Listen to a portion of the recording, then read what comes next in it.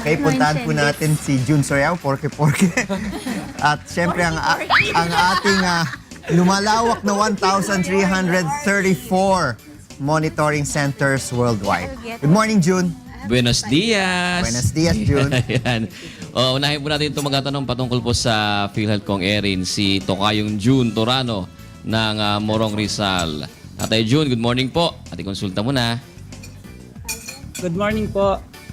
Itatanong ko lang po kung merong bracket ba ang pag-contribution sa PhilHealth at kung meron po, ano po yung pinakamataas at anong nakapaloob na benepisyo patungkol po dito. Okay, maraming salamat, June. Nasa linya po natin ng komunikasyon si Doc Ish Pargas, Vice President for Corporate Affairs ng PhilHealth.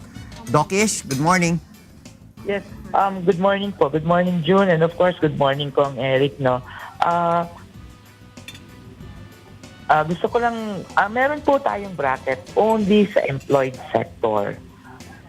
Pero para po sa ating mga ibang miyembro, na ibang membership sector, katulad po ng individually paying, katulad po ng ating mga indigent and sponsored program members, at ang ating OFW, isa lamang po ang ating binabayadan. That is the 200 a month or 2,400 a year.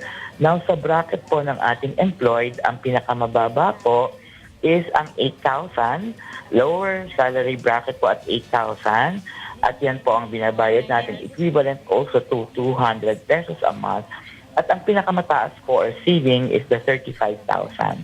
Other than that po, kung may mas mataas na sweldo, ay nakabracket pa rin po sila sa 35,000. Ngayon, pagdating po sa benepisyo, kung may mas mataas man po tayo na ibinabayad, ang ating pong benepisyo ay pare-pareho lamang. It's a unified benefit schedule for everyone.